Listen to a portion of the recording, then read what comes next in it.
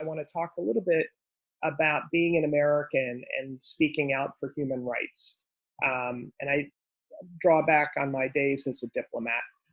So my country, the United States of America, was founded by people who were fleeing religious persecution. They were driven out of their countries for their beliefs. And these people settled in North America and commenced an experiment in freedom and democracy. And this is the promise of America. And yet we were founded as a country with slavery. We denied equal rights to women. As Brother Rivers passionately reminded us earlier this morning, we forcefully took land from Native Americans and crowded tribes onto small and inhospitable reservations. More recently, our current president has pressed for laws to exclude Muslims from traveling to the US, has adopted policies to harass Mexicans and Mexican Americans, to disenfranchise voters of color, and to equate human rights protesters with racist members of the KKK. So as a US diplomat, I fought for human rights, but in light of our sad record of imperfection, do we as Americans have a right to speak out for human rights around the world?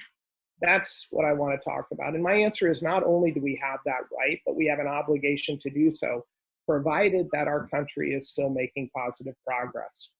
And this will be a long fight, but human rights are worth the fight.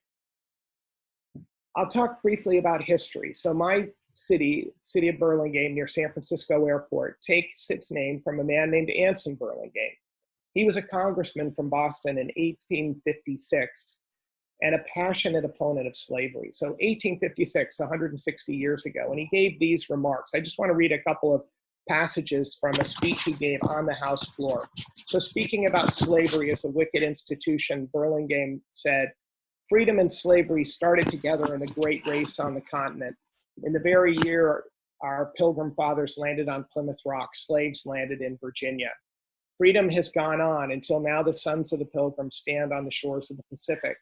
But slavery has also made its way towards the setting sun.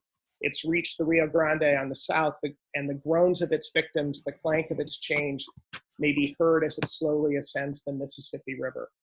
Freedom has left the land bespangled with free schools and filled the whole heavens with the shining towers of religion and civilization, where slavery has left desolation, ignorance, and death in its path. When we look at these things, how must every man with brains in his head or heart in his bosom regret the policy of slavery?" He also spoke about the fugitive slave law in that speech. That was a law that required, if a slave escaped from the South and found himself in the North, the northern state was forced to repatriate the slave back to the South. And he said, "Massachusetts believes that law to be unconstitutional, but whether it's unconstitutional or not, she means so long as the federal government undertakes to execute that law, that the federal government shall do it with its own instruments, vile or otherwise. She says that no one clothed with her authority shall do anything to help in it." So an early example of a sanctuary state policy and doing what's right, no matter what the federal government might tell you. And finally, he spoke about the importance of free speech. And he said, "The higher question involves the very existence of the government itself. If, sir, freedom of speech is not to remain to us, what is all this government worth? We shall do our duty, our whole duty. We shall speak whatever we choose to speak, when we will, where we will, and how we will, regardless of all consequences." That speech so inflamed, this is a historic footnote, so inflamed a Southern congressman that the Southern congressman challenged Burlingame to a duel, which Burlingame accepted, and the Southerner was too afraid to show up. So Burlingame had the last word both on the House floor and on the dueling field. So that's a historic chapter, and we've been fighting a long time, but I can't speak about human rights as an American without invoking Dr. Martin Luther King, our nation's conscience, while he was alive and certainly after his untimely death as well.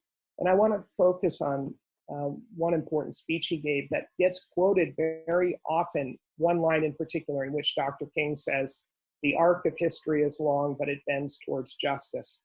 And that's certainly something I think we all on this panel hope for. But it's really important to remember that Dr. King, that statement by itself makes it sound like this is just going to happen. It's just going to happen. It may take a while. It'll just happen. That's not what Dr. King was saying. Dr. King urged every one of us to work every day to make this happen. And if we all do that, then it will happen. So he advocated, he knew it would take hard work. He said, I submit that nothing will be done until people of goodwill put their bodies and their souls in motion. And it will be the kind of soul force brought into being as a result of the confrontation that I believe will make the difference. I say to you that our goal is freedom, and I believe we're going to get there because however much she strays from it, the goal of America is freedom. He also talked about courage, and he had a lovely line on hard issues and decisions. Cowardice asks the question, is it safe? Expedience asks the question, is it politic? And vanity asks the question, is it popular? But conscience asks the question, is it right? And there comes a time when one must take the position that is neither safe, nor politic, nor popular, but do it because it is right.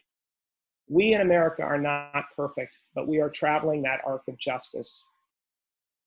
We have to keep working on it. We must work here at home. We must speak their names. We must defend people's rights. We must look to protect every single American so that we can also fight overseas, so that we can keep the moral high ground and fight for our promise to oppressed people all around the world, because human rights is worth the fight. And I thank you.